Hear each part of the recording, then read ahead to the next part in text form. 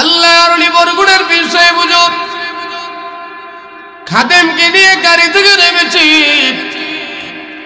অন্য গাড়িতে উঠছে।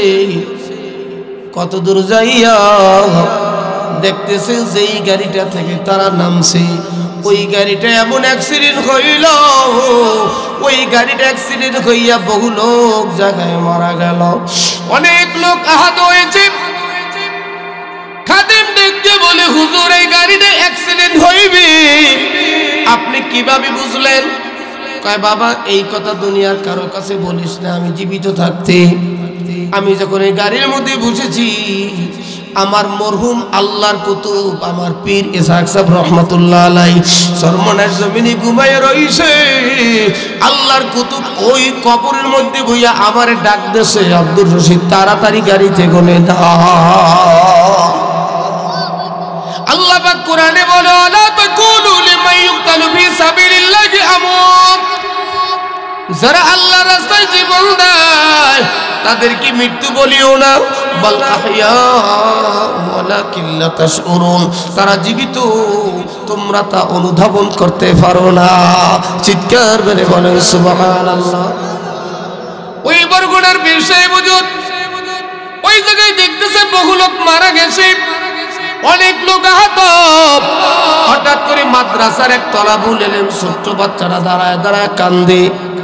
বরগুনার পীর সাহেব হুজুর ডাক দিয়ে বলে, বাবা গো তোমারে না আমি এই গাড়ির মধ্যে দেখলাম, এই কত লোক হাত পাও ভেঙে গেছে, কেটে গেছে, কেউ মারা গেছে, তোমার কোনো ক্ষতি হয়েছে নাকি বাবা? তুমি কোন জায়গায় ব্যথা পেয়েছো? ওই ছেলেটা 200 জন পানি ফালাইয়া ওই বাচ্চাটা কান্দে আর ডাক দিয়ে বলে, হুজুর আমার মা আমারে যখন এই গাড়ির মধ্যে তুলে দেয়, আমার মা এই গাড়ির মধ্যে যখন আমাকে তুলে দেয়, মা দুঃখিনী আমাকে বলেছিল আল্লাহ আমার বাচ্চাটা তোমার কুদরতি হাতে সুপর্দ করে দিলাম। হুজুর আমার মা গাড়ির মধ্যে উঠা দিয়ে গেল। হুজুর এই গাড়িটা যখন পড়ে দেয় আমি একটা চিৎকার বেরোছি, মা হুজুরের চিৎকার মারা সঙ্গে সঙ্গে আমি দেখি আমার জনম দুঃখিনী মা এই গাড়ির মধ্যে হাজির হইয়া আমার জড়ায় করিয়া কোলের মধ্যে নিয়ে পোল্ট্রি খাইতেছে। গাড়িটা পোল্ট্রি খাই আমি আমার মায়ের কোলে। হুজুর গাড়ি যখন স্থির হয় গাড়ি থেকে আমাকে বের করলো, আমি এখন আমার মায়ের দেখি না, আমার মায় কয় আব্দুর রশিদ মাওলানা কান্দে আর বলে, দুনিয়ার মানুষ দেখো মায়ের দোয়ায় আল্লাহ ফেরেশতা পাঠাইয়া মায়ের রূপে বাচ্চা হেফাজত করছে। ওরে সিলাই কোরআন ঢুকাও, আমার মাওলায় তোমারে দামি বানায় দিবে। অনেকে আমাদেরকে বলে স্টেজে গেলে, হুজুর কোরআন দিয়ে কথা বলবেন, রাজনীতির কথা বলবেন না, এটা বলে না। আমার ওয়াজের বয়স 2 যুগ পাড়ায় গেছে, 24 বছর। আমি সেদিন হিসাব করলাম 24 বছর অতিক্রম করেছি আমার ওয়াজের লাইফ। তবে যারা বলে রাজনীতির আলোচনা করবেন না, তারা কেন বলে? ওনারা রাজনীতি কি এটা এখনো বোঝে নাই, ঠিক না? রাজনীতি কি এইটা এখনো বোঝে নাই। নামাজ যেভাবে ফরজ, আপনাদেরকে একটু বুঝাই। সারা জীবনীতি বললেন যে হুজুর এসে একটু ওয়াজ করবে, রাজনীতি কয়। আরে রাজনীতি কেন করি? আপনাকে জাহান্নামের আগুন থেকে বাঁচাবার জন্য, ঠিক না? নামাজ সেইভাবে ফরজ। বাজান ভালো করে শুনেন, কোরআন দিয়ে আলোচনা করতে বলছেন, কোরআন দিয়ে আলোচনা করব। আকিমুস সালাহ এই আয়াত দ্বারা নামাজ ফরজ। এই আয়াত দ্বারা কি? আকিমুস সালাহ এই আয়াত দ্বারা কি? নামাজ ফরজ। আকিমুদ্দিন এই আয়াত দ্বারা কি? এখন আর বুঝে নেই। আকিমুস সালাহ দ্বারা যদি নামাজ ফরজ হয়, আকিমুদ্দিন দিন কায়েম ফরজ। দিন কায়েম কি? দিন কায়েম করতে হলে রাজনীতি লাগবে না। হ্যাঁ, কুতিবা আলাইকুমুস সিয়াম এই আয়াত দ্বারা রোজা ফরজ। আগামী 15 দিন পরই রোজা শুরু। আলহামদুলিল্লাহ বলেন। নিয়ামতের মাস, রহমতের মাস, নাজাতের মাস, মাগফিরাতের মাস আমাদের জন্য আল্লাহ দান করতেছে। আলহামদুলিল্লাহ বলেন।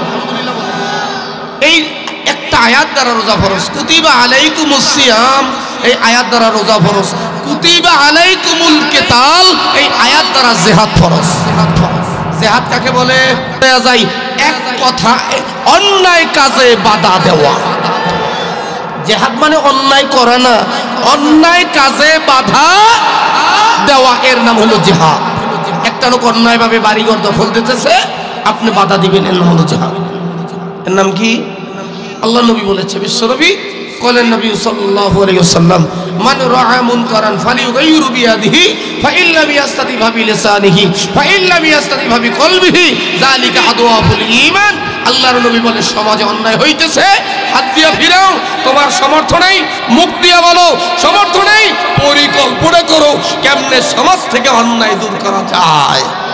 ঠিক কিনা বাজান? অনেকে আমাকে প্রশ্ন করে, হুজুর আপনি একজন জনপ্রিয় বক্তা, সবাই আমরা ভালোবাসি, আপনি মেয়র প্রার্থী কেন হইলেন?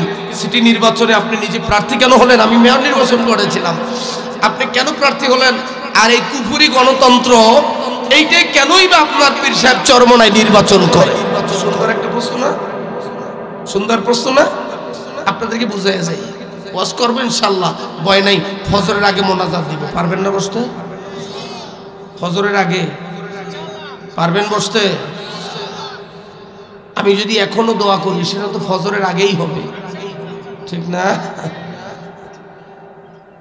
আপনাদের এই মসজিদে মনে করেন কোন অবুজ পাগল পায়খানা করছে, এখন পায়খানা তো গিন্নার বস্তু, এটা মহব্বতের জিনিস না, ঠিক না? এখন আপনি গিন্না করিয়া ওই মসজিদে আর ঢুকবেন না, তাহলে মসজিদ কি আবাদ হবে? কথা বুঝে বলবেন, আবাদ হবে? তাহলে আপনাকে কি করতে হবে? পরিষ্কার করতে হলে বাহিরে বইয়ে পারবেন না, ভিতরে ঢোকা লাগবে। ভালো করে বুঝেন, ভিতরে ঢোকা লাগবে। ওই পায়খানা যদি দরজায় করে থাকে, নাপাকি দরজায় লাগায় রাখে, ওই নাপাকির উপর দিয়ে পাড়া দিয়ে আপনাকে ঢুকতে হবে, আল্লাহর ঘর পরিষ্কার করতে হবে, ঠিক না? ঠিক তদ্রূপ আল্লাহর ঘর পরিষ্কার করতে হলে যদি ভিতরে ঢুকতে হয়, ঢুকে আপনি বালতি রশি পানি নিয়ে ময়লা পরিষ্কার করবেন, আল্লাহর ঘর পাক হয়ে যাবে। ঠিক আপনি যদি এই কুফুরি গণতন্ত্রকে বিদায় দিতে হয়, এই রাস্তায় আপনাকে সংসদে ঢুকে এরপরে কোরআনী হুকুমত চালু করে আল্লাহর কোরআনী সংবিধান কায়েম করতে হবে। এছাড়া এই কুফুরি গণতন্ত্র তার আবার কোনো ব্যবস্থা, জোরে বলেন, ব্যবস্থা নেই। আল্লাহ পাক কোরআনুল কারীমের মধ্যে বলেন, ওমান লাম ইয়াহকুম বিমা আনজালাল্লাহ ফাউলাইকা হুমুল কাফিরুন ফাউলাইকা হুমুল ফাসিকুন ফাউলাইকা হুমুল যালিমুন। আল্লাহ তিনবার বলছে, কোরআনের আইন অনুযায়ী যারা বিচার করে না তারা কাফের, তারা ফাসিক, জালিম। এই কথা সরমনার বিশ্বাস বলছে। কে বলছে? কে বলছে? তো কোরআনের আইন অনুযায়ী যদি বিচার করতে হয়, তাহলে কোরআনী আইন অনুযায়ী, সংবিধান অনুযায়ী সংসদে যাওয়া লাগবে না? কি কথা বলেন? লাগবে না? তাহলে রাজনীতি করা কি? রাজনীতি করা কি? নামাজ যেইভাবে ফরজ, আল্লাহর জমিনে আল্লাহর হুকুমত কায়েম করার চেষ্টা করা কি ফরজ। বলতে পারেন, হুজুর অন্যায় তো করেছি, কুফরি গণতন্ত্রে নামাজ পড়ে কুফরি গণতন্ত্রকে সমর্থন করে ওদেরকে তো ভোট দিয়েছি। আমি বলবো, আপনার জন্য তওবার দরজা খোলা, আপনার জন্য তওবার দরজা খোলা। ফিরে আসেন, তওবার দরজা খোলা। বাজান পীর সাহেব চরমনাই নায়েবে আমির প্রায়ই বলে, আমাদের ইসলামী আন্দোলন এমন একটা ইসলামী আন্দোলন, আমাদের কাছে সবাই আসবে। 13 সালে হাটাজারি বসে পীর সাহেব চরমনাই একটা বক্তব্য দিয়েছিল, আমার ফাউন্ডেশন যদি আমরা মজবুত করতে পারি, সবাই আমাদের কাছে আসবে ইনশাআল্লাহ। বাস্তব প্রমাণে বছর দেখছি, ঠিক কিনা? তওবার দরজা খোলা, সবাই তওবা করতে রাজি তো ইনশাআল্লাহ? সবাই রাজি? আমার বন্ধুরা, এই যে গতকালকে রাত্রে মুসলমানদের একটা পবিত্র রজনী, লাইলাতুল বরাত নামক একটা রজনী চলে গেল। বন্ধুরি, আমরা মুসলমানেরা হায়াত পাবে ওই বিশ্বনবীর উম্মতেরা 30 বছর 40 বছর 50 বছর 60 বছর, এর মধ্যে 20-30 বছর যায় যৌবন কাল আনন্দ ফুর্তিতে কেটে যায়।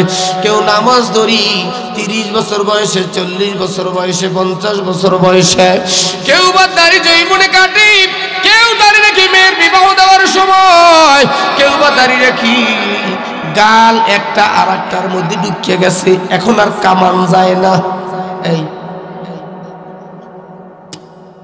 গাল টাইনে দিয়ে এবার বসে কথা হয় না, আছে না? 40 বছর বয়সে দাড়ি রেখেছি, 50 বছর বয়সে, 60 বছর বয়সে দাড়ি রেখেছি। বন্ধুরা আমার, আল্লাহর নবী, বিশ্ব নবী, সরকারে দো আলম, সর্বশ্রেষ্ঠ আম্বিয়া, রহমাতাল লিল আলামিন, ওই নবীর উম্মত সমস্ত নবীর উম্মতের চাইতে দামি। অন্য নবীর উম্মত হায়াত পেয়েছে 1000 বছর, 1000 বছর। তাফসীরে ইজাহুল কোরআনের মধ্যে লেখে বনি ইসরাইলের আজ ইবনে 3000 বছর হায়াত পাইছে। কত বছর? 3000 বছর হায়াত পাইয়া বাজান রে অনেক বড় শক্তিশালী ছিল। এই উম্মতে মুহাম্মাদি এত হায়াত লাভ করতে পারবে না। আল্লাহর নবী, বিশ্ব নবী, আমার মালিকের দরবারে চোখের পানি ফেলায় কান্দে আল্লাহ, পয়গম্বর মুসা নবীর উম্মত, হযরত ঈসা নবীর উম্মত, অন্যান্য পয়গম্বরের উম্মত হাজার হাজার বছর হায়াত পাইছে। ও দয়ার মালিক, কিয়ামতের ময়দানে কঠিন মুসিবতের দিন ওরা যখন নেকির পাহাড় নিয়ে দাঁড়াইবে, ওদের সামনে আমার উম্মতের সামান্য নেকি দিয়া নেকির প্রতিযোগিতায় আমার উম্মত হেরে যাবে। আল্লাহ ডাক দিয়া বলে, আমার নবী গো, আমি আপনার উম্মতের কিছু রাত্র দান করেছি, স্পেশাল রাত্র দান করেছি আমি আল্লাহ। একটা লোক উঠবে আধা ঘন্টা সময় পাইয়া 24 তলায় সিঁড়ি বেয়ে উঠবে, আর একটা লোক সময় পাইবে মাত্র 5 মিনিট, ওই লোকটা লিফটে উঠবে। আগে উঠবে কেডা? কেডা উঠবে? উম্মতে মুহাম্মাদের জন্য আমার আল্লাহ কিছু লিফট স্বরূপ রাত্র দান করছে। আল্লাহু আকবার বলেন। লাইলাতুল বারাত, লাইলাতুল কদর, এই রাত্রগুলো আল্লাহ পাক রব্বুল আলামিন উম্মতে মুহাম্মাদিকে দান করছে। একটু জোরে বলেন সুবহানাল্লাহ। বাবারি, এই লাইলাতুল বারাতের ফজিলত সম্পর্কে কিতাবের ভিতরে লেখে বিশ্ববিখ্যাত আল্লাহর ওলি হযরত মালিক বিন দিনার রাহমাতুল্লাহ আলাইহি, এই মালিক বিন দিনার রাহমাতুল্লাহ আলাইহির কথা কিতাবে লেখে লাইলাতুল বারাতের রাতে মদের আড্ডাখানায় পড়ে আসে একজন মদখোর, মদ পান করে মদের আড্ডাখানায় অচেতন অবস্থায় পড়ে আসে। গভীর রাতে এই মালিক বিন দিনার মদের আড্ডাখানায় পড়ে আসে গো। ওই মদের আড্ডাখানায় ঘুমিয়ে পড়লো। ঘুমের মধ্যে স্বপ্নের ভিতরে দেখে ওনারই একটা সাপে লড়াইতে আছে। সাপে লড়াই, এত বড় সাপ, এই সাপ থেকে নিজেকে আত্মরক্ষার জন্য দৌড়াইতেছে।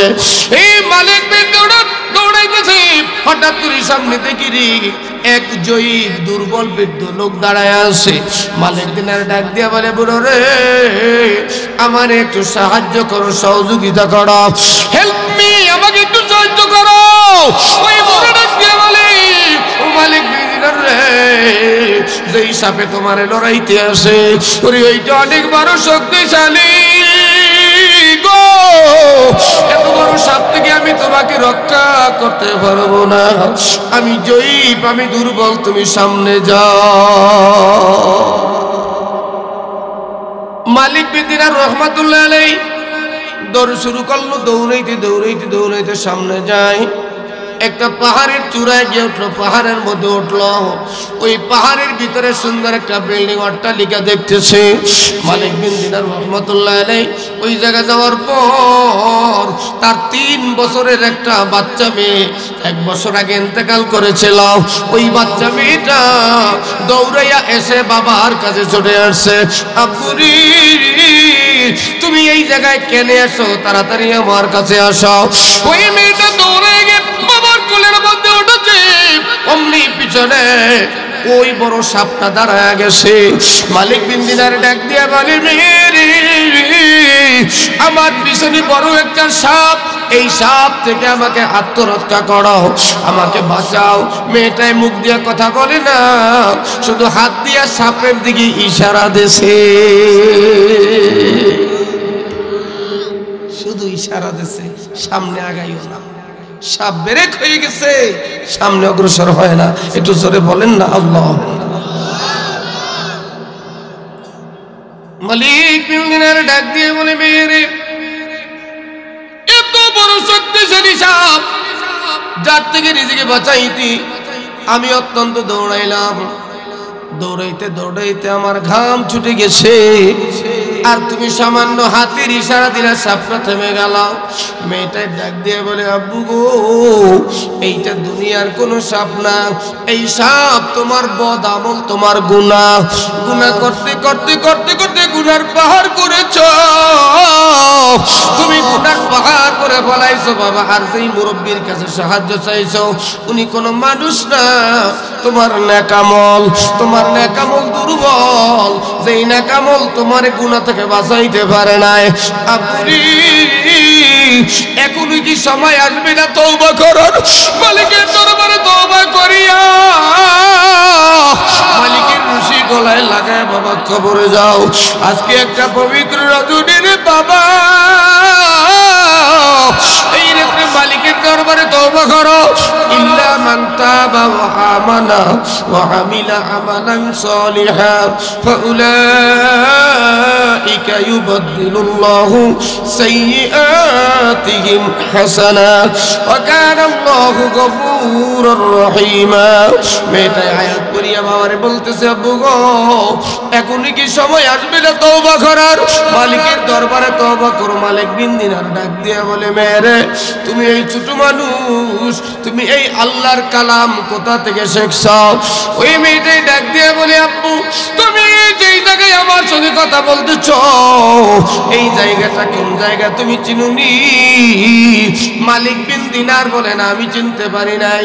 ওই মেয়েটাই ডাক দিয়ে বলে, আব্বু রে, এই হলো সপ্তম আসমানের উপরে বাইতুল মামুরে আসো। এইটা 7 আসমানের উপর বাইতুল মামুর, যেখানে ইব্রাহিম নবী মুসলমানদের জাতির পিতা। মুসলমানদের জাতির পিতার নাম কি? 17 বছর শুনলাম কি শুনলাম? মাথায় পট্টি, হাতে তসবিহ, এরপরও কোরআনের লগে সংঘর্ষ করছে, করে নাই? আল্লাহ কোরআনে কয়, মিল্লাতা আবিকুম ইব্রাহিম ওয়া সাম্মাকুমুল মুসলিমিন। ঠিক কি না? মিল্লাতা আবিকুম ইব্রাহিম হুয়া সাম্মাকুমুল মুসলিমিন। আল্লাহ কয় মুসলমানের জাতির পিতার নাম রাখলাম ইব্রাহিম। এটা কেডা কইছে? চরমনার বিশ্বাস, সারসিনার বিশ্বাস। তো এতদিন শুনলাম কি? বঙ্গবন্ধু যদি এইগুলারে পাইতে হাতের দ্বারা কল্লা দরিয়ে ভাষার বার্তা, তোকে কইছি আমার জাতির পিতা কো, এমনি জ্বালায় বাসি না, তোরা আবার আরেক জ্বালা লাগাইছ। এমনি মাঝে মধ্যে গুতো শুরু হয়ে যায় কবর, যেমন একটা মাইয়ের রাখিয়েছ যেটা আলেম গো মারে, আবার তোরা বাজাইছো আরেক জ্বালায়। হা, কত মায়া কান্না, কত মায়া কান্না। এ আওয়ামী লীগের ভাইরা, তোমাদের বিরুদ্ধে বলি না, তোমরা তো কিছু পাও নাই। তোমাদের মাথায় লবণ রাখিয়া নেতায় বড়ই খেয়েছে, অস্ট্রেলিয়া বাড়ি করছে, তুমি কিছু করতে পারো নাই। তুমি পারছো কি এলাকায় বইয়া অন্য দলের গুটা খাইতে পারো? কি কথা কন না গা? দিনের ভোট রাত্রে কাটছে তোমার দ্বারা, আর নেতায় অস্ট্রেলিয়া বাড়ি। আমাদের জালকাঠি নল সিটির বিশাল নেতা, নাম জানেন আপনারা? আমির হোসেন। অস্ট্রেলিয়ায় গেছে আমার 100 মন্দি, সে যায় দেখে অস্ট্রেলিয়ায় আমির হোসেন আমুর নামের একটা বাড়ি, কেয়ারটেকার আছে ওখানে রাখা। তো আমি এবার মজা করিয়ে জিগেইলাম যে আমির হোসেন আমুরের তো কোনো বাচ্চা কাচ্চা নাই, তো ওই বাড়িটার নাম দিয়েছি কি? যেমন অনেক সময় বাড়ি করলে বাচ্চাকে নাম দেয়, দেয় না? দেয় না? তো ওই নাম দিয়েছি কি? আমাকে এলাকায় আবার বরিশালে যার বাচ্চা কাচ্চা হয় না তাদেরকে আটকুরো বলে। আপনাকে এলাকায় কি কয়? আমি অস্ট্রেলিয়ার বাড়িটার নাম দিয়েছি আটকুরো মঞ্জিল। জালকাঠি বাসায় দিয়ে পাইছে 5 কোটি, বরিশাল বাসায় দিয়ে পাইছে 150 কোটি টাকার জাজিমে ঘুমাইত। চকিদারি চাকরিতেও 10 লাখ ঘুষ দেওয়া লাগবে। আমার এলাকায় আমার ঘরের সামনে, বাসার সামনে রাস্তা, 2 কোটি টাকা বরাদ্দ।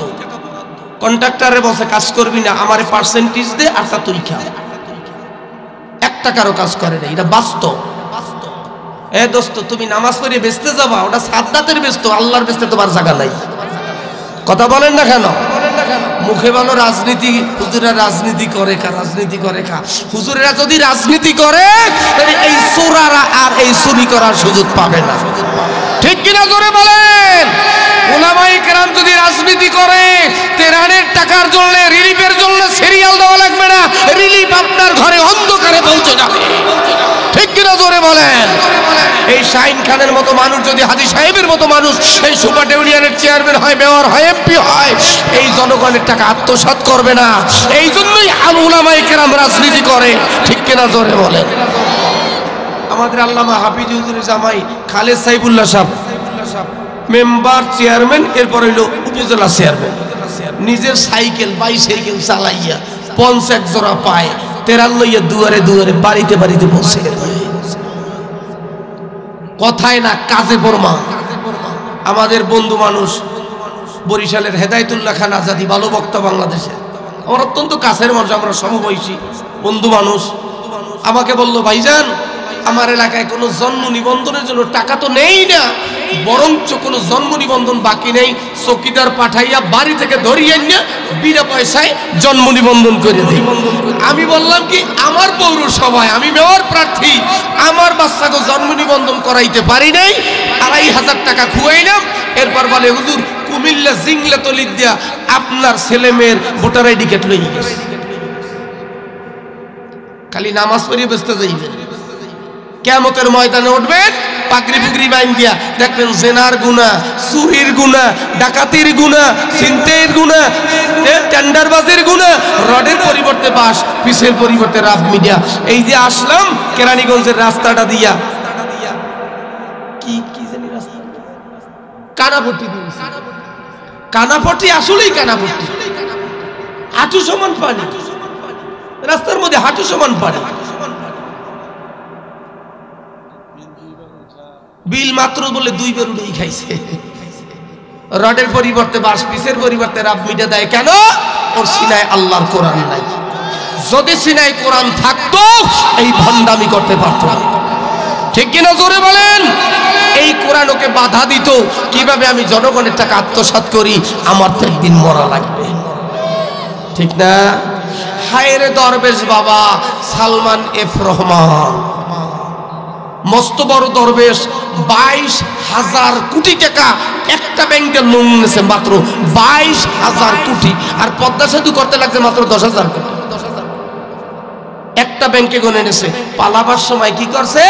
দাড়ি টুপি সব বাদ দিয়া, ক্লিন শেভ করিয়া, ফটকে যুগীর পোলা নিরঞ্জন ঠাকুর ধুতি পিন্দে সদরঘাট যাইয়া নৌকায় উঠছে। ও জানে না নৌকার তলি ভুটিয়া, কথা কয় না, জানে না নৌকায় উঠছে, লগেরটায় ধরাই দিছে, আমার একারে ধরো দরবেশ বাবাই দিয়ে বাবা। আমি বলি হাসবেন না, ওয়াজ করে পোষাই দিব, মানে মনের কষ্টে কিছু কথা বলা লাগে। ঠিক না? আল্লাহ কোরআনে কয় আমহিলুহুম রুয়াইদা, আমি একটু ডিল দিছি। ডিল ডিল বলতেন কোরআনে আল্লাহ কয় আমহিলুহুম রুয়াইদা, আমি ডিল দিছি। কত বাড়তে পারো, কত বাড়তে পারো, টিয়ার খা, কাবি খা, ওই রিলিফ যত আছে সব খাইছে, শেষ পর্যন্ত খাইছে পাবলিক টয়লেটটা, কথা হয় না, এটাও খাইছে। আল্লাহকে আমি ডিল দিছি, কত বাড়তে পারো, ইন্না বাদশা রব্বিকা লাশাদীদ, এরপর হইল আমার খেলা। ঠিক না? নমরুদের ডিল দিছি, বাড়তে বাড়তে কয় আমি খোদা। নমরুদ খোদা কইছে না? সর্বপ্রথম খোদাই দাবি করছে নমরুদ। কেডা? নমরুদ। আল্লাহ কয় নমরুদ তোরে মারতে ইব্রাহিমের আমি লাগামু না, একটু ল্যাংরা মশা যথেষ্ট। কথা বলেন, ইতিহাস গাড়েন। এরপর বেশি বাড়ছে ফেরাউন, কারফিউ দিছে, কারফিউ। নমরুদও কারফিউ দিছে, ফেরাউনও কারফিউ দিছে। কারফিউ দিছে ইব্রাহিম নবীর দুনিয়ায় আসতে দিবে না, আর ফেরাউন কারফিউ দিছে মুসা নবীর দুনিয়ায় আসতে দেবে না। তাফসীরের মধ্যে লেখছে 90,000 হত্যা করছে ফেরাউন। 90,000 আল্লাহর পয়গম্বর মুসারে দুনিয়া আসতে দেবে না। আল্লাহকে আমি যারে আনমু কেউ ঠেকাইতে পারবে?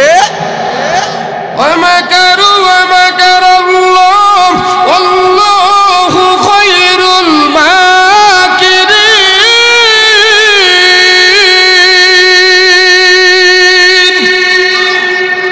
খেলাকার জোরে বলে আল্লাহ কয় শামীম ওসমান ও কাদের তোরা খেলবি কোন সময়? খেলা তো বহু আগে আমি খেললিয়েছি। ফেরাউনের মারছে সুবইয়া, কি দিয়ে মারছে জানেন না ইতিহাস? জিবরাইল কয় ফেরাউন যদি কোনো গোলাম মনিবের তা খায়, মালিকের তা পরে, মালিকের দয়ায় বাইসে থাকে, এরপর যদি মালিকের সাথে নাফরমানি করে তারে কি করা উচিত? ফেরাউন কয় এই লোহিত সাগরের সুবইয়া মারা উচিত। জিবরাইল কয় তাই লিখে দাও। জিবরাইল কি কয়? তাফসীরের মধ্যে আসছে লিখে দাও। জিবরাইল লিখে দাও। জিবরাইল তো মানুষের সুরতে, ফেরাউন লিখে সিল মেরিয়ে দিয়েছে। যেই দিন সুবাই এই সময় ফেরাউন কয় আমারে সুবাইও না, আমানতু আন্নাহু লা ইলাহা ইল্লাল্লাহ আমানাত বিহি বানু ইসরাঈল, আমি ঈমান আনছি, আমারে আর সুবাইও না। আল্লাহ কয় কদ আসাইতা ওয়া ক্বাবলু ওয়া কুনতা মিনাল মুফসিদিন, বহুত তেরাস করছো, আয়না ঘর বানাইছো। কোরআনের আয়াত।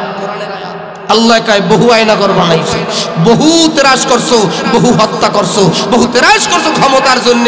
আজকে শুধু সুবইয়াই মারমু না, তোরে এমন ভাবে সুটকি বানাইয়া রাখমু একটা মশা মাছিতেও তোরে খাইবে না। খেলাকার জোরে বলেন। যেই সুবইয়া মারে ফেরাউন ওই ডুবে আর কান্দে। জিবরাইল ওই কাগজটা বাইর করছে। ফেরাউন এই কাগজটা দেখছো? চেনো? কয় এটা তো আমার লেখা কাগজ। কয় কি লেখা? পড়ো তো। কয় যদি কোনো গোলাম মালিকের তা খায়, মালিকের তা পরে, এরপর মালিকের দয়ায় বাঁচতে থাকে, মালিকের লাগে নাফরমানি করে, তারে লোহিত সাগরে সুবাইয়ে মারা উচিত। কয় ফেরাউন তোরে রাজা বানাইছে কেডা? কয় তুই ছিলি তরমুজ ক্ষেতের দারোয়ান, কবরস্থানের দারোয়ান, ওই জায়গাতে তোরে মিশরে বাদশা বানাইছে কেডা? কে বানাইছে? ওই আল্লাহর লাগে চ্যালেঞ্জ করে তুই কও আনা রব্বুকুমুল আলা, আমি বড় খোদা। তাই তোর ফতোয়া অনুযায়ী তোরে সুবাইয়ে মারা উচিত। ফেরাউন এখন দুর্বল। কথা বলেন না কেন? এ খেলাকার বাদশা আব্রাহা আসছে। সূরা আলাম তারা একটা সূরা আছে, আপনারা জানেন এই সূরাটা? আলাম তারা কাইফা ফাআলা রাব্বুকা বিআসহাবিল ফিল। এই ফিল অর্থ কি জানেন আপনারা? হাতি। ফিল অর্থ কি? আব্রাহা আসছে ইয়ামেন থেকে কাবাঘর ধ্বংস করতে। আব্দুল মুত্তালিব নবী আমার এখনো দুনিয়ায় আসে নাই। নবী যেই বছর দুনিয়ায় আসবে ওই বছর আব্রাহা ইয়ে কয় আব্দুল মুত্তালিব আমি কাবাঘর ধ্বংস করব। কাবার মালিক কে? আব্দুল মুত্তালিব ডাক দিয়ে বলে আব্রাহা রে, ওই কাবার মালিক আল্লাহ, কাবাঘর হেফাজত করবে আল্লাহ। ওই কাবার মালিক আমি না, এই কাবার ব্যাপারে আমি মন্তব্য করব না। আল্লাহ রাব্বুল আলামিন বলে আলাম তারা, আপনি কি দেখেন নাই? কাইফা ফাআলা রাব্বুকা বিআসহাবিল ফিল, আমি এই হাতি বাহিনীর প্রতি কি আচরণ করেছিলাম। আমার আল্লাহ বলে তাইরান আবাবিল, আমি আবাবিল পাখি পাঠাইয়া বিহিদারাতিন মিন সিজিল, তিনটা করে পাথর নিয়েছে আবাবিল পাখির মুখে একটা, দুই পায়ে দুইটা। এই বেঈমান কাফের মুশরিকদের মাথার উপর ছেড়ে দিয়েছে। কাসফিম মাকুল, গরুতে গাছ চাবাইলে যেইভাবে হয়, এই আব্রাহা বাহিনীকে আমি আল্লাহ ওই অবস্থা করে দিয়েছি। এই বেঈমান আব্রাহাকে ধ্বংস করতে আমার নবীর গায়ে হাত দেওয়া লাগে নাই, বড় বড় সৈন্য লাগে নাই, যুদ্ধ লাগে নাই, আল্লাহ আবাবিল পাখি পাঠিয়ে দিয়েছে। আমার বন্ধুরা, আবু জাহেলকে মারার জন্য হযরত আবু বকর লাগে নাই, হযরত ওমরকে লাগে নাই, মাস এবং মুহাব্বত 14 বছরে দুইটা বালক লেগেছে। ঠিক কিনা জোরে বলেন? এই বন্ধুরা আমার, এই স্বৈরাচার জালিমকে তড়াইতে হেফাজত ইসলাম পারে নাই, পিলখানা হত্যার ঘটনায় পারে নাই। এইবার ছাত্র জনতা আবাবিল পাখির মতো যখন রাস্তায় নামছে, শায়েকে চরমোনাই সঙ্গে হুঙ্কার দিয়ে এই স্বৈরাচার পালাইতে বাধ্য হয়েছে। আপনারা জানেন না বাজান, কেন বলি? বাংলাদেশে বহু স্টাইজে আমার মাইক টাইঙ্গে লই বসলি আইয়া, এত কষ্ট করে আয়োজক একটা পরিবেশ করতো, আইয়া বইয়ে মাইকটা টাইঙ্গে লই যেত। নরসিংদী আমার একটা মাহফিল বন্ধ করে দিয়েছে ওদের নাম না দেওয়ার কারণে। আমাদের এলাকার এক মাহফিল বন্ধ করে দিয়েছে পোস্টারে ওদের নাম কেন দেয় নাই। এরকম ওরা অত্যাচার করছে, আল্লাহ ওদেরকে হেফাজত করে। তবে সবাই খারাপ না, জঙ্গলে আগুন লাগলে যা হয় আর কি। তবে এর দ্বারা হুঁশিয়ার করি, নতুন করে যদি কেউ আবার ওই পথে হাঁটেন আপনাদের পরিণতি এটাই হবে। কথা বলেন। এই জন্য বলি আমার বন্ধুরা, সিনাই যদি আল্লাহর কোরআন থাকে ওই লোক কোনদিন 8 কেজি চাউল 10 কেজির পরিবর্তে দিতে পারে না। সিনাই যদি আল্লাহর কোরআন থাকে রে, বিধবা ভাতা ল্যাংড়া ভাতা দিয়ে টাকা খাইতে পারে না। কথা বলেন। সিনাই যদি আল্লাহর কোরআন থাকে বন্ধু গো, টিউবওয়েলের পরিবর্তে টাকা খাইতে পারে না। সিনাই যদি আল্লাহর কোরআন থাকে, ডাক্তারেরা মিথ্যা টাকা খাইতে পারে না। বাংলাদেশের সবচেয়ে ঘুষখোর এখন ডাক্তারেরা, সবচেয়ে বড় ঘুষখোর ডাক্তার, এর চেয়ে ঘুষখোর আর বাংলার জমিনে নেই। কথা বলে। সব ডাক্তার না, কিছু ডাক্তার ভালো আছে 5%, 95% কসাই। যাইবি একটা রুগী, গরিব রুগী, প্রথমে 1000 টাকা ভিজিট, রুগীর দিকে চাইও না, ধরেও না।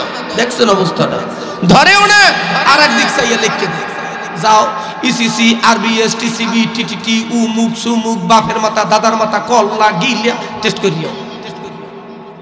কথা কন না, টেস্টে যা বিলেইছে 14,025 টাকা, 10,000 টাকা ডাক্তার আমল নামায় জমা দিয়েছে।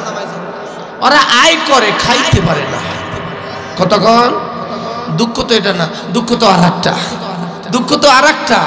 যদি কোনো গর্ভবতী মহিলাকে লইয়ে যায় তারে ডাক্তার দেখাইতে, আলট্রাসোনোগ্রাম করিয়েই কয় আরে সর্বনাশ, এই রোগীর গার্ডিয়ান কেডা?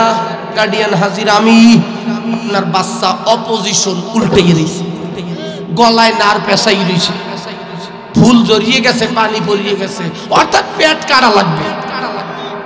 কথা বলেন। কিন্তু করোনার সময়, যেই সময় ধরছে করোনায়, ওই সময় এই কসাইগুলো সব পলাইছে। 1,32,000 সন্তান নরমাল ডেলিভারি হয়েছে বাংলাদেশে, কোনো কসাই লাগে নাই। একটু জোরে বলেন না আল্লাহু আকবার, আরো জোরে বলেন আল্লাহু আকবার।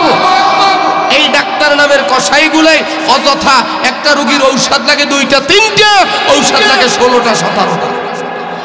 আমি মেডিসিনের ব্যবসা করি তো, কয়েকদিন আগে আমার হাতে একটা প্রেসক্রিপশন আসছে, 14টা আইটেম লেখছে। এখন আমি ওই রুগীরে জিজ্ঞাসা করি, ভাইজান আপনি ট্যাবলেট খাবেন না খানা খাবেন? কারণ 14টা ট্যাবলেট ভাঙ্গে হাতে লইলে তো 100 গ্রাম মিনিমাম। এই 100 গ্রাম ট্যাবলেট খাইতে আধা কেজি পানি লাগে, ওটা ভাত খাইবে কোন সময়? বাস্তব না বাস্তব? যদি সিনায় আল্লাহর কোরআন ঢুকাইতো এইরকম দুর্নীতি করতে পারতো? জোরে বলেন পারতো? আহা, এরপর আবার আপনারা প্রেসক্রিপশন নিয়ে বের হইবেন, ওই ডাক্তারের যারা রিপ্রেজেন্টেটিভ এইগুলো সামনে দাঁড়ায় থাকে, কুকুরের মতো ঘুরঘুর ঘুরঘুর করে, রোগীর হাত থেকে প্রেসক্রিপশন টানিয়ে নিয়ে যায়। নাই না? কেন না আপনারা জানেন? ওই কোম্পানি ডাক্তারের ঘুষ দেয়, প্রতি মাসে অনারিয়াম দেয়, ওর কোম্পানির ঔষধ লেখছে কি না এই জন্য ছবি তোলে। আমি আজকে একটা ফতোয়া দিয়ে গেলাম, যদি কারো হাত থেকে প্রেসক্রিপশন ওই কোম্পানির লোক টানে, কানের নিচে 144 লাগাই দেবে, বলে তোর বাবার টাকায় দিকে আমি ডাক্তার দেখাইছি তুই টানো কা। আপনারা যদি 44 লাগাই দেন, প্রতিবাদ করেন, ওরা আর ডাক্তারের ঘুষ দেবে না, ঘুষ বন্ধ হয়েছে। কি কথা বলেন না কেন? সিনাই যদি আল্লাহর কোরআন থাকে এই বন্ডামি করতে পারতো? কোরআন শিখায় না, যদি চাকরি না পায়। কি কথা বলে বাজান? আল্লাহর কসম, কোরআন যাদের সিনায় আছে তারা সম্মানী না বেইজ্জতি হইছে? জোরে বলেন। কেমন সম্মানী? একটু উদাহরণ দেই। আপনারা অনেক সময় অনেকে তা জোর করিয়ে খান, এরকম অনেক লোক আছে না, দল করে জোর করিয়ে খায়, 50 টাকাও চাঁদা নেয়, চাঁদা 50 টাকা তাও নেয়। আর আমাকেও কি করে জানেন? সেদিনকার আমি এক জায়গায় চট্টগ্রাম মাহফিল করছি, শুধু মুসাফা করছে আমার সাথে, মুসাফা। এই মুসাফার টাকা গুণে দেখলাম 9,000 টাকা খালি মুসাফা, 9,000 খালি মুসাফা। এমনি তো 20, 25, 30, 27,000 দেই, এরপরও মুসাফায় 9,000 গুনলাম। আমি একটা নিয়ে ওই এতটি টাকা তো নিয়ে হাতে দিছি নি গোল গুণ্য টিন্য কায় হুজুর 9000 পাইছেন কই মসজিদের বাক্সের টাকা কি না মসজিদের বাক্সের টাকা না এগুলো মোসাফা করছে আমাগো টাকা লইয়ে বিছরাই আর তোমরা টাকা খোঁজো পার্থক্য কই কথা বলেন আল্লাহর কসম দিয়ে বললাম একটা ছেলে আলেম বানান হাফেজ বানান আল্লাহর কসম জীবনে বেইজ্জতি হবেন না আল্লাহ দামি বানায় অনেক ছেলেরা নেতার লাগে একটা সেলফি তোলার জন্য পাগল ঠিক না নেতার লগে একজন পুলিশ অফিসারের লাগে সেলফি তোলার জন্য পাগল আল্লাহর কসম এই মাহফিল সাক্ষী কয়েকদিন আগে আমার থানায় কয়েকদিন আগে আমাদের এই যে যুব কাউন্সিল গেল না ঢাকা যুব কনভেনশন ওই দিন আমি আসছি টিকেটুলি বড় মসজিদে নামাজ পড়ছি খতিব সাহেব মুফতি মহিউদ্দিন আশরাফি সাহেব আমার অত্যন্ত কাছের মানুষ ভালোবাসার মানুষ আমাদের বরিশালের কালিজিরা উনি ওনার ওখানে জুমা পড়লাম জুমা পড়ার পর আমাকে দেখছে এখন তো বাসায় না নিয়ে ছাড়বে না এরপরে আরো দুইজন আমার মহব্বতের লোক পরিচয় হয়ে গেল দেখলো সবাই টানাটানি আমারে নিয়ে পরে আমার এলাকার একটা ছেলে বললো যে হুজুর তো আমার এলাকার আমার দাবি আছে হুজুরের উপরে আমি নিয়ে যাই আমার ওখানে একটা 10 তলার উপরে হোটেল নিয়ে গেল অনেক খাওয়ার পরে হোটেলের ম্যানেজার আসছে পরিচয় করাই দিয়েছে ওনার বাড়ি মির্জাগঞ্জ যে আমার পরিচয় পাইছে কয় বিল 1 টাকাও রাখবো না সব আমি পকেটে দিই আর আমারে খাওয়াইবে কে ডাইলে কারাকারি মানে চলতেছে কারণ এই দামটা কি আমার না কোরআনে জোরে বলে কুয়াকাটা হুজুর যতবার হেলিকপ্টারে উঠছে বাংলার আমির হোসেন আমু ততবার উঠতে পারে নাই টাকলা মুরাদও ততবার উঠতে পারে নাই টাকলা মুরাদ উঠলে সরকারি টাকায় উঠছে সাদার টাকায় উঠছে লুট করা টাকায় উঠছে আর কুয়াকাটা হুজুর উঠছে ভালোবাসার টাকা কারণ কুয়াকাটা হুজুর নিজেই বলে ওয়াজে শোনেন না যে এক সময় ভাত পাই নাই খানা পাই নাই আজকে কোরআন সিনাই ঢুকাবার কারণে বাংলাদেশের 1 নম্বর টপ লেভেলের বক্তা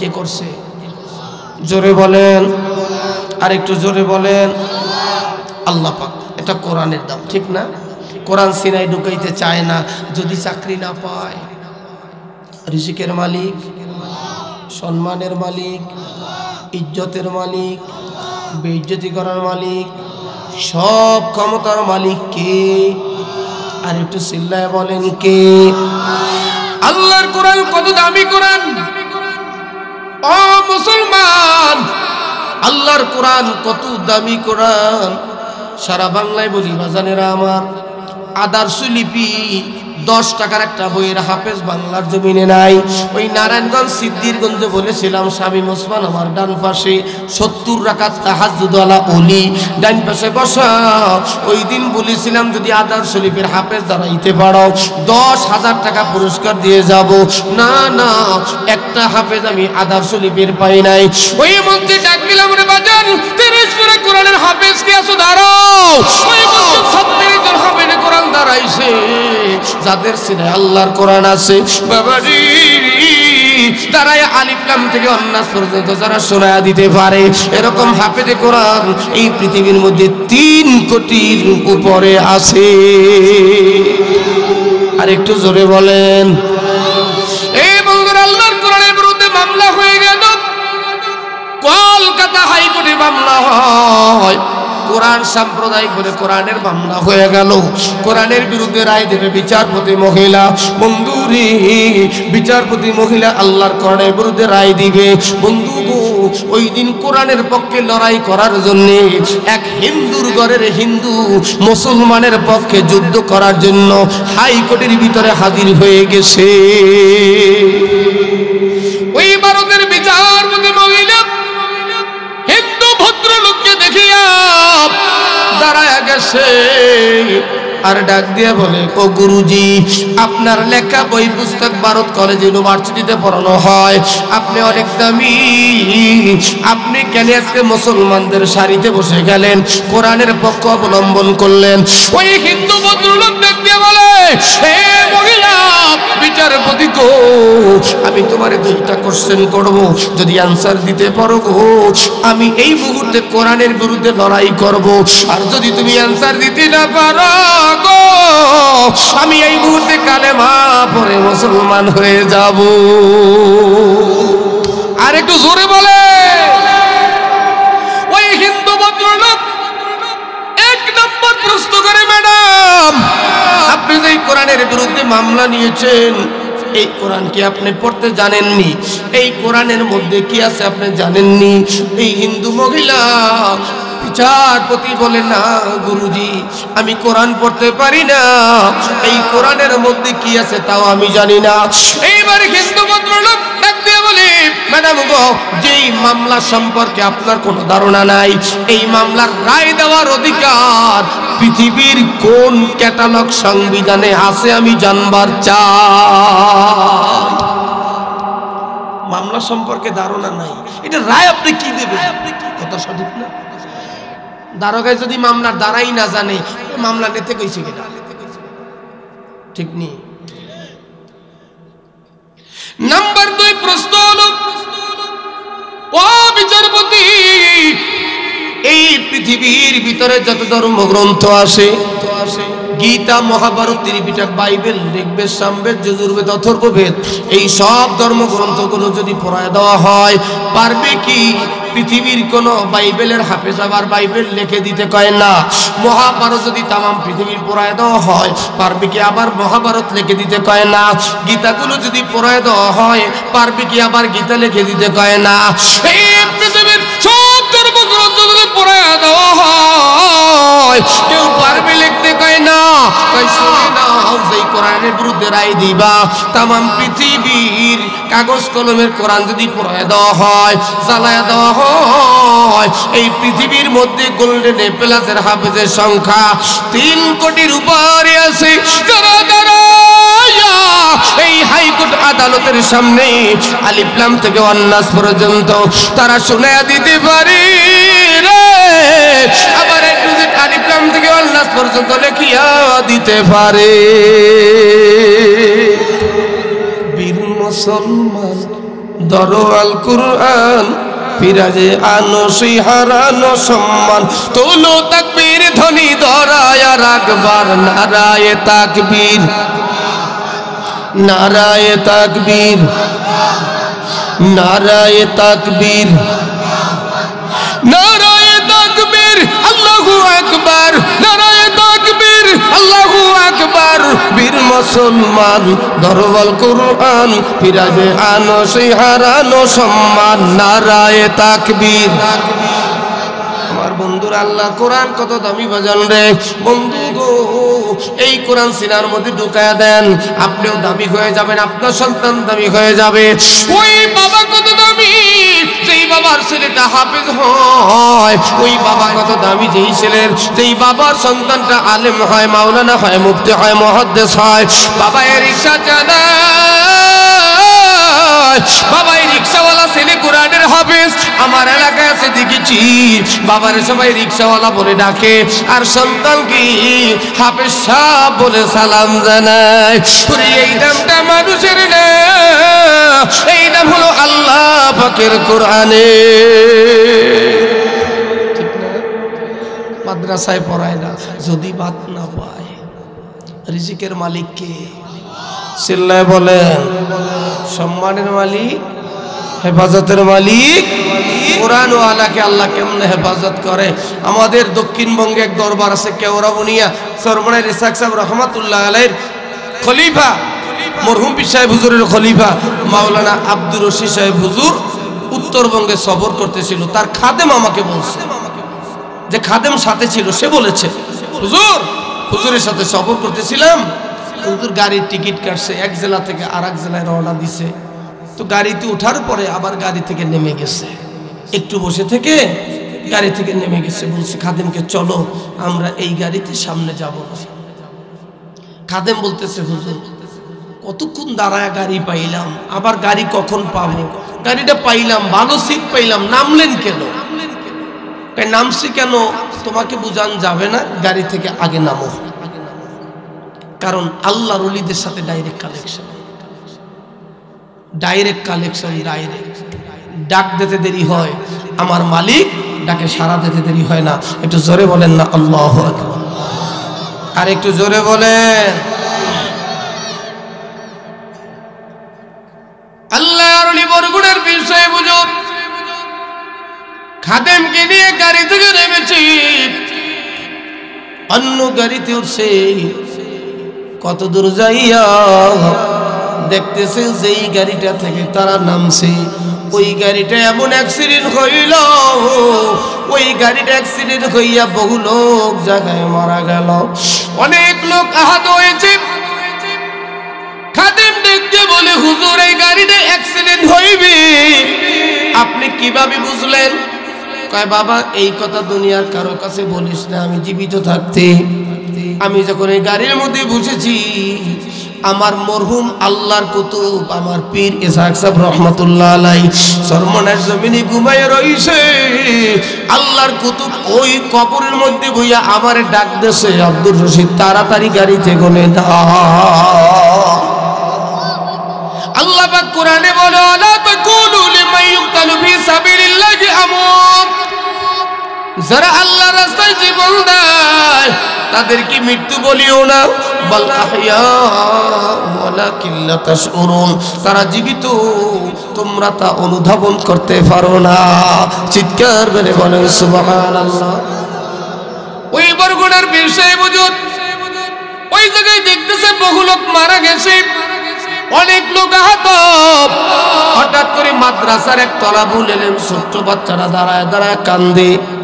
বরগুনার পীর সাহেব হুজুর ডাক দিয়ে বলে, বাবা গো তোমারে না আমি এই গাড়ির মধ্যে দেখলাম, এই কত লোক হাত পাও ভেঙে গেছে, কেটে গেছে, কেউ মারা গেছে, তোমার কোনো ক্ষতি হয়েছে নাকি বাবা?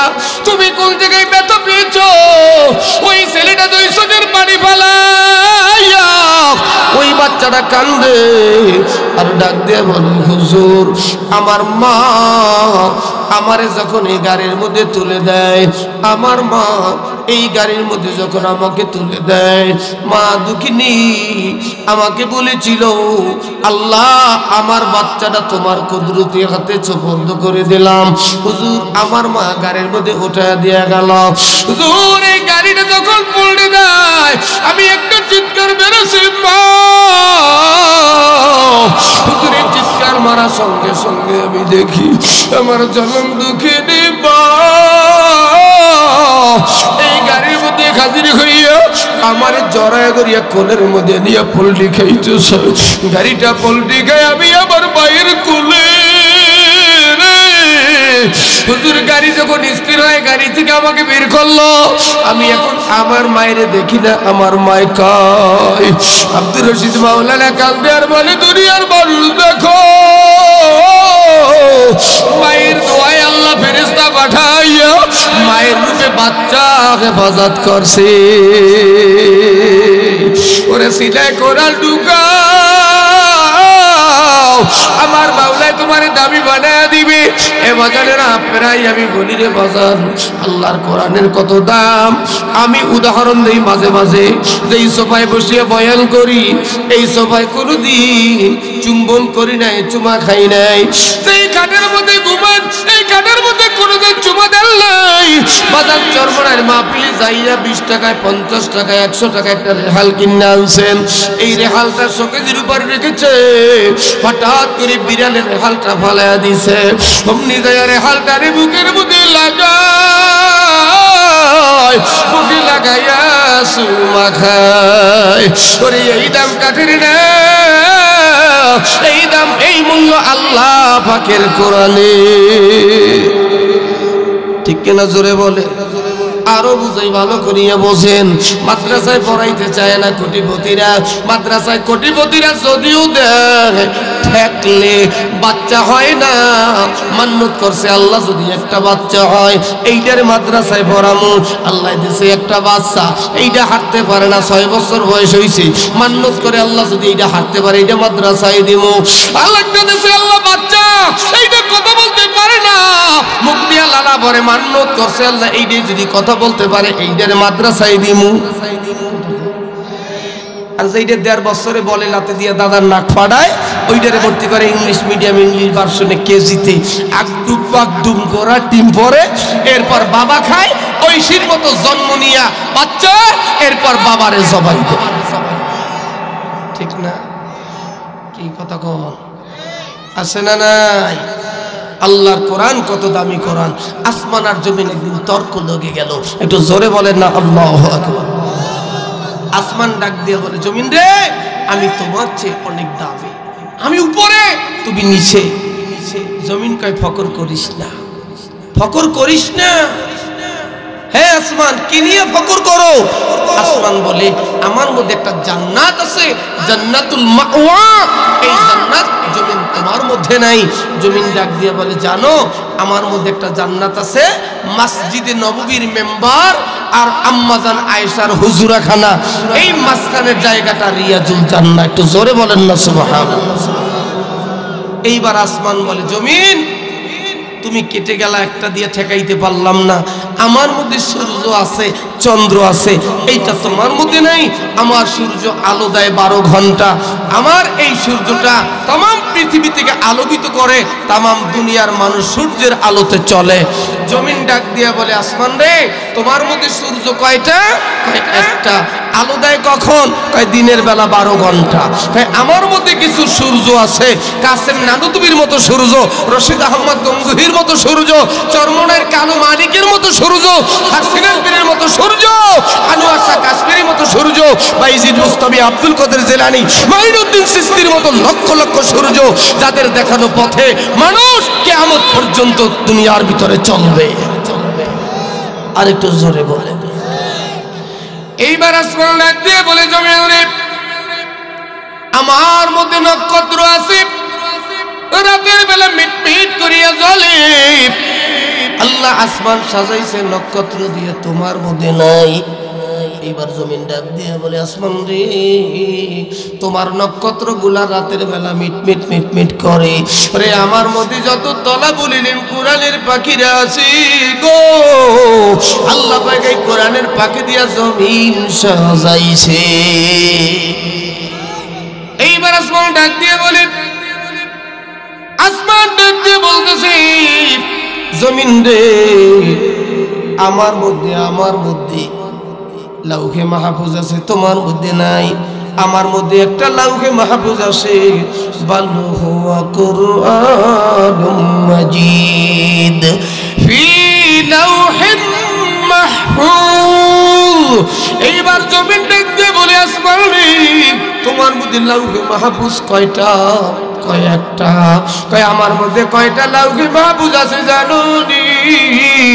এই পৃথিবীর ভিতরে যত হাফেজে কোরআন, প্রত্যেকটা হাফেজের কোরআনের সিনা এক একটা লাউহে মাহফুজ। এইবার আসমান ডাক দিয়ে বলে, ও জমিন, আমার মধ্যে আদম নবী, ঈসা নবী, ইব্রাহিম নবী, মুসা নবী, হারুন নবী আছে, তোমার মধ্যে নাই। এইবার জমিন ডাক দিয়ে বলে আসমান রে, ফকর করিস না। আমার মধ্যে যেই আল্লাহর পয়গম্বর ঘুমায়া রইছে, সমস্ত নবীদের নবী, নবীদের নবী, নবীদের নবী, যেই নবীর মুখের লালার মধ্যে 70,000 বিমারের শিফা গো, ওই রহমাতাল লিল আলামিন আমি জমিনের মধ্যে ঘুমাইয়া আছে। এইবার আসমান চিল্লায় কান্দে, মালিক আমি জমিনের সঙ্গে ঘিরে গেলাম, আমি জমিনের সঙ্গে পারলাম না। একটু জোরে বলেন সুবহানাল্লাহ। আমার বন্ধুরা, এখনই বয়ান শেষ করে দিব বন্ধুরে, গভীর রাত করবো না, একটু দিলটা নরম করেন, চোখের পানি আলগা করে দেন, একটা সন্তানকে হাফেজ বানায় দেন, আলেম বানায় দেন। এই বাজান আমার আজও মনে আসি, কয়েক বছর আগে আমি লালমনিরহাট মাহফিল করতেছিলাম ভারতের বর্ডারে, ভারতের বর্ডারে মাহফিল করিয়া 6টা ছেলের মাথায় পাগড়ি পরাইলাম। 7 নম্বরের ছেলেটার মাথায় যখন পাগড়ি দেব, ওই ছেলেটার নাম ঘোষণা দিল, অমনি বাচ্চাটা চিৎকার মারিয়া স্টেজের মধ্যে পড়িয়া গেছে। ওই বাচ্চাটা স্টেজের মধ্যে পড়িয়া খালি মা মা মা বলিয়া চিল্লায়। আমি হাতের মধ্যে পাগড়ি নিয়ে দাঁড়াই আছি, মাদ্রাসার মুহতামিম সাহেব কাঁদতে কাঁদতে জমিনের মধ্যে পড়িয়া গেছে। অনেক টাইম কান্নাকাটির পরে নিজেকে নিয়ন্ত্রণ করিয়া হাফেজ সাহেব দাঁড়াইয়া আমারে জড়ায় ধরিয়া কান্দার বলে, হুজুর এই যে বাচ্চাটা স্টেজের মধ্যে গইরায়, ও মহায়েতিম, আজ থেকে 9 মাস আগে ওর মা মাদ্রাসায় নিয়ে আসছে। হুজুর আমার এই বাচ্চাটা আল্লাহর কোরআন শিক্ষা দেওয়ার জন্য নিয়ে আসলাম। হুজুর আমার স্বামীর এই বাচ্চার বাবার বড় আশা ছিল, ও হাফেজে কোরআন হবে, আমাদের জানাজার নামাজ আদায় করবে, আমাদের জন্য দোয়া করবে। হুজুর বাবা দুনিয়া থেকে বিদায় হয়ে গেছে, ওর বাবা বিদায়ের আগে বলিয়া গেছে আমার সন্তান মাদ্রাসায় পড়াইও। হুজুর আমি আল্লাহর কুদরতি হাতে জমা দিয়ে গেলাম, আমার বাচ্চাটারে দেখিয়া রাখবেন, আল্লাহ যেন ওরে হাফেজ বানায়। এই কথা বলি আমার রওনা দিয়েছে। হুজুর কত দূর যাইয়া ওর মা গাড়ির চলে পড়িয়া দুনিয়া থেকে বিদায় হয়ে গেছে।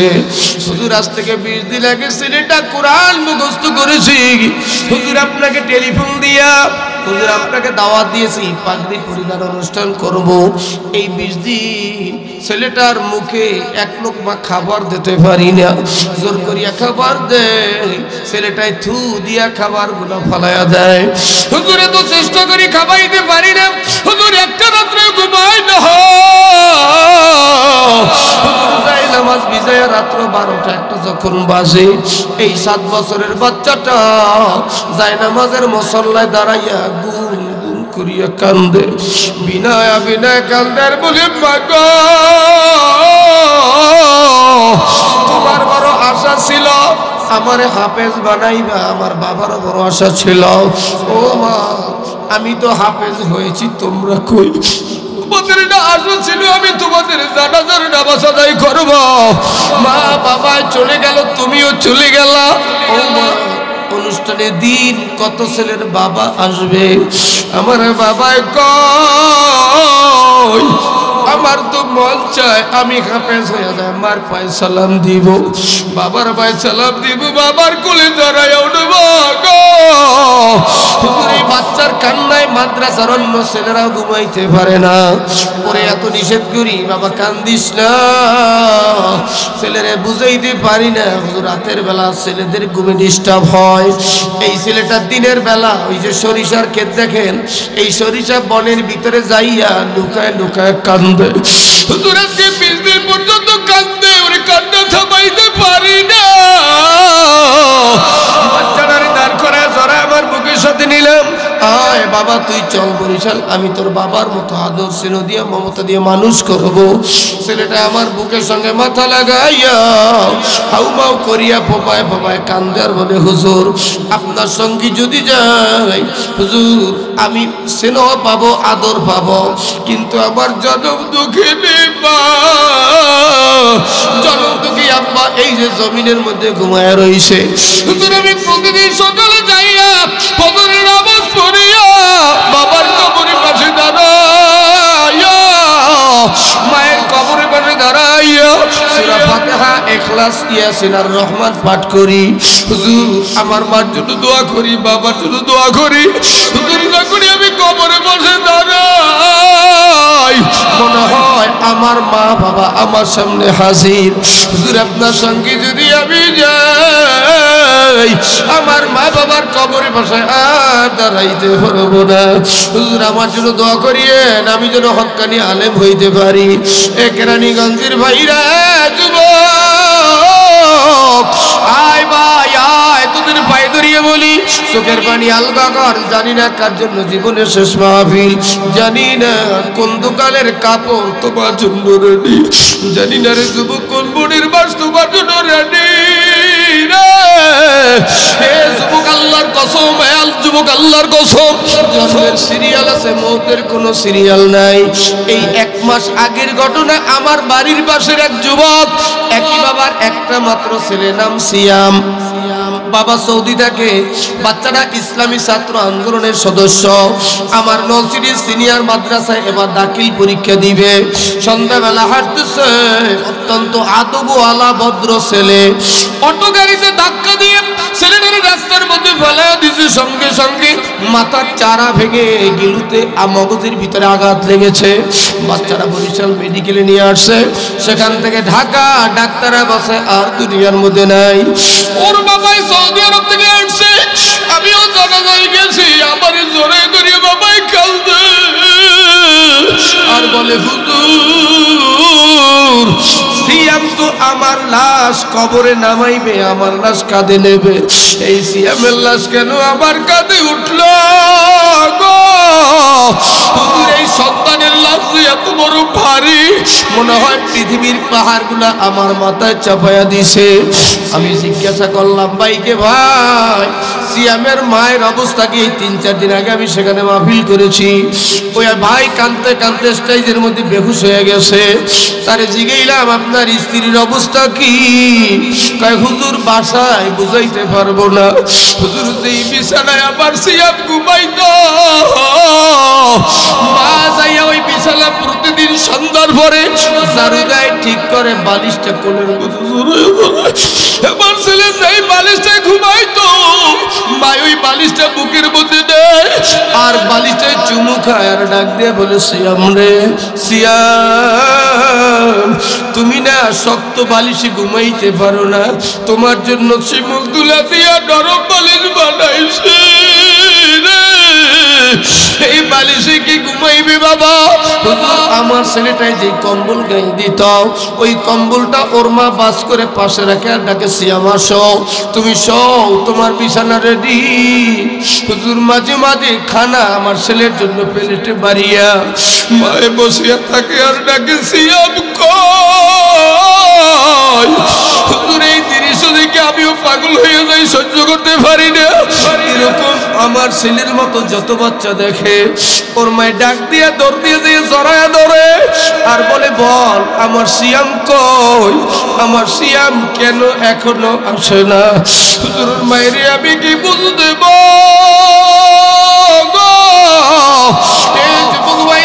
সিরিয়াল আছে, বহুদের সিরিয়াল নেই। কি নিয়ে কবরে রওনা দেশের যুবক ভাই, এই গাজীপুরে এক ছেলে গার্মেন্টসে চাকরি করে, আমার বরিশালে বাড়ি, বরিশাল বাবুগঞ্জ এলাকায়। ওর বাবা বলছে আমাকে ঘটনা, হুজুর আমার 2টা ছেলে, একটা ছেলে একটা মেয়ে। হুজুর মেয়ের বিবাহর দিন ধার্য হয়েছে বুধবার দিন। হুজুর ছেলেটা ঢাকায় চাকরি করে। পরে টেলিফোন দিছি, বাবা তাড়াতাড়ি বাড়ি আসো, আগামী বুধবার তোমার বোনকে সরা দিয়ে তুলে নিয়ে যাবে।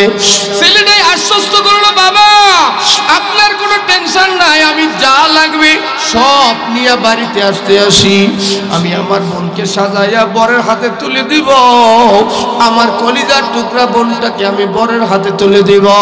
হুজুর বুধবার দিন সকালে, তখনও এই পদ্মা সেতু হয় নাই, ওই মাওয়া ফেরি পারাবার ছেলেটায় ফেরি পারাইয়া ওই পেরোছে কাঁঠালতলি ঘাটে। উঠেই ছোট বইনের ফোন দিছে, আপুরে টেনশন করিস না, আমি আসতেছি, আমি 2 ঘন্টার মধ্যে বাড়িতে এসে তোরে বরের হাতে তুলে দেব। ওই ছেলেটাই মাদারীপুর মস্তবাবুর গেছে, বরিশাল থেকে একটা গাড়ি আসছে, সামনাসামনি ধাক্কা লাগিয়া ওই মাইক্রোটা পল্টি দিয়া পড়িয়া ছেলেটার মাথার গিলু রাস্তার মধ্যে পড়িয়া রয়েছে। বোট ফুল দে, বারবার ফুল দে, ভাই ফোন ধরে না। 2 ঘন্টা, 2.5 ঘন্টা, 3 ঘন্টা ভাই ফোন ধরে না। মেয়েটাই টেনশন, বাবাই টেনশন, মায়ের টেনশন, কেন ফোন ধরে না? ওই ছেলেটার পকেটের মধ্যে মোবাইল বারবার বাজতেছে। মাদারীপুরের একটা ছেলে মোবাইলটা রিসিভ করছে, বার মেয়েটাই ডাকতেছে, তুমি কে? আমার ভাইয়া কই? এই মোবাইল তো আমার ভাইয়া। আমার ভাই কই? ওই মাদারীপুরের যুবক চিৎকার করে কান্না শুরু করছে, বন্ধু তোর ভাই আর কোনদিন এই মোবাইল রিসিভ করতে পারবে না। এই মাদারীপুরে এমন অ্যাক্সিডেন্ট করছে রে, তোর ভাই নাই। মেয়েটাই মোবাইলটা আসার বাজেটটা তোর করছে। ও মা, আমার ভাই আমার রঙিন শাড়ি পরাইতে আসে, সাদা কাপড়ের প্যাকেট হয়ে গেছে। মাও পাগল, বাবাও পাগল। বাবাই পাগলের মতো একটা লুঙ্গি পরা গেঞ্জি গে ওই অবস্থা একটা পাগলের মতো দৌড়তেছে আমার বাবা কইয়া। সবাই আগল দিয়া ধরছে, আমার স্যার, আমার বাবা ধরে যাইতে দে। ওই বাবা এখনো পাগল, মাও পাগলের মতো। যুবক ভাই, তোমাদের পায়ে ধরিয়া বলি, সর্বনার মরুম আল্লাহর কত বলতো, বাবা কতবার পায়ে ধরলে তুমি নামাজ পড়বা বলো, আমি ফজলুল করিম ততবার তোমার পায়ে ধরব। যুবক ভাইরা, আমি মুসাফির কেরানীগঞ্জের ভাইরা, কোন যুবক আজকে বলতে পারো, হুজুর আমার যদি পাও 2টা জড়ায় ধরেন, আমি আপনার কাছে ওয়াদা দেব আর কোনদিন নামাজ ছাড়বো না, মা বাবারে কষ্ট দেব না। কোন যুবক হাতটা জায়গায় আমার মাওলারে দেখাইতে পারো হুজুর, আর জীবনে নামাজ ছাড়বো না, কে পারো আল্লাহর দেখাই দাও, আল্লাহর দেখাই দাও। হাতটা জায়গায় ডাক দাও, আল্লাহ আল্লাহ। রাত্র গভীরে আমার মাওলার রহমতের দরজা খোলা, একটু ডাক দিয়া বলো মালিক, বলো জীবনে কোনোদিন নামাজ ছাড়বো না, জীবনে মায়েরে কষ্ট দেব না, জীবনে বাবারে কষ্ট দেব না। হাত নামাই যুবক ভাইরা, আমার বন্ধুরা, একটা দাওয়াত দিয়ে যাই রে বন্ধু, সারা বাংলায় দাওয়াত দেই, আজও দাওয়াত দিব। বাজান চরমনাইয়ের ময়দানের মাহফিলেই 19, 20, 21 ফেব্রুয়ারি শুরু, আজকে 15 তারিখ, 4 দিন পর শুরু, আগামী বুধ, বৃহস্পতি, শুক্রবার। বাজান বুড়ি দেওয়া লাগবে না, জীবনে কক্সবাজার গেছেন, কুয়াকাটা গেছেন, ওই চরমনাইয়ের ময়দানে যাইয়া 3টা দিন থাকবেন, আল্লাহর পাগলদের সাথে 5 ওয়াক্ত নামাজ জামাতে আদায় করবেন। ওই ময়দানে যাইয়া কত চোর, কত গুন্ডা, কত ডাকাত, কত মত করে আমার আল্লাহর ওলি হইয়া গেছে। যাওয়া যাবে তো ইনশাআল্লাহ। কেরানীগঞ্জ থেকে লঞ্চ যাইবে, লঞ্চ যাবে। এই যে আমাদের সভাপতি সাহেব বর্ষা, তার জীবনী একদিন আমার কাছে বলছে, প্রথম জীবনে তো চরমনাই মুরিদ ছিল না, আমার ভাইয়ের স্ত্রী ভাবি সাহেব চরমনাই পাঠাইছে। আল্লাহ তাআলা পরিবর্তন এমন ভাবে দিচ্ছে, মনে হয় কোনো কওমিয়া মাদ্রাসার আলেম, ঠিক না? কি দেখলে এটা মনে হয় না এটা চরমনাইয়ের জমিনের ভাষা, ঠিক কিনা? সিলেটের কালু ডাকাইতে আমার চরমনাই জড়ায় ধরছে, এই বড় বড় চক্ষু কালো। হুজুর আমি কালু মস্তান, আপনি জিয়াদি সাহেব? আমি বললাম জি। আমি এই চরমনাইয়ের ময়দানে আসার পরে আল্লাহ আমার জীবনে পরিবর্তন ঘটাইছে। এরকম কত লোক ওই ময়দানে যে ভালো হইতেছে ভাই, হিংসেরিয়া তাকাব্বারি সারি, আল্লাহ ওয়ালাদের সোহবতে যাই, নিজের জীবনটারে করি, গাঁজা মদ ইয়াবা সারি, 5 ওয়াক্ত নামাজ পড়ি, পিতামাতার খেদমত করি, আল্লাহ কবুল করবে বলেন আমিন। আর একটু জোরে বলেন আমিন। বাজান দোয়ার আগে একটু কষ্ট দেব। গত বছরও বলেছিলাম কত টাকা মিথ্যা মামলায় যায়, কত টাকা ডাক্তারের পিছনে যায়, যায় না? এই আমি এই নগদে কয়েকদিন আগে স্টেজ থেকে নামছি বয়ান করিয়া, আমাদের নলছিটি এক দরবার আছে, হদুয়া দরবার, এক পীর সাহেবের দরবার, ওখান থেকে নামছি। হঠাৎ আমার বাম কিডনিতে পাথর, এত ব্যথা মারাত্মক, আমি রাস্তার মধ্যে শুয়ে গেছি। আমাকে ধরে নিয়ে গেল নলছিটি মেডিকেলে, সেখান থেকে বরিশাল শেরে বাংলায় আমাদের নও মুসলিম ডাক্তার সিরাজুল ইসলাম সিরাজি সাহেব খবর পায় রাত্র 2টায় মেডিকেলে আসছে আমাকে দেখার জন্য। আমি এত ব্যথা, প্রচণ্ড ব্যথা, চিল্লাইতেছি, কান্নাকাটি করতেছি, বাঁচবো না এরকম অবস্থা। আমার মাথায় ফু দেয় আর বলে, বাবা তোমার ভয় নাই, আল্লাহ তোমাকে সুস্থ করবে। তো আমি মাকে জানাই নেই, মা টেনশন করবে। রাত্র 3টা বেজে গেল, আমি ব্যথা সহ্য করতে পারতেছি না। আমার সাথে যারা ছিল তাদেরকে বললাম, আমার মায়ের নাম্বারটা একটু ফোন দে, আমার এই ডাক্তারে কাজ হবে না। আমার মায়ের চোখের পানি, আমার মায়ের চোখের পানি সবচেয়ে বড় ঔষধ। আমার মাকে একটু ফোন দিয়ে দিই। মাকে ফোন দিয়ে কান্না শুরু করছি, মা গো আমি বাঁচবো না, আমাকে মাফ করে দাও। মা একটা চিৎকার মারছে, আব্বু তোমার কিচ্ছু হবে না বাবা, আমি জায়নামাজে দাঁড়াইতেছি। আমার মায়ের রাত্রে জায়নামাজে দাঁড়ায় কাঁদছে, 10 মিনিটের মধ্যে আমি সুস্থ। 2 দিন পরে বাড়ি আসছি, আমার 6 বছরের একটা মেয়ে, ছোটটা করে আমি মা ডাকি, মাঝে মাঝে কয় বুয়াই তোমার আসল মা না, আমি তোমার আসল মা।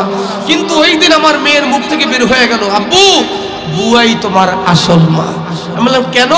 আব্বু তুমি যখন হাসপাতালে ছিলা, বুয়ারে দেখছি এই ফ্লোরের মধ্যে শুধু গড়াইছে আর কাঁদছে আর বলছে, আল্লাহ আমাকে নিয়ে নাও, আমার কলিজা, আমার কলিজার টুকরা সন্তানকে নিও না, আল্লাহ আমার সন্তানকে হেফাজত করো। আব্বু বুয়ার চোখের পানি দেখে কেউ সহ্য করতে পারি নাই, সন্তানের জন্য মাই কাঁদতে পারে। আমার এই 6 বছরের মেয়ে আমাকে বুঝায়, বুয়াই তোমার আসল মা।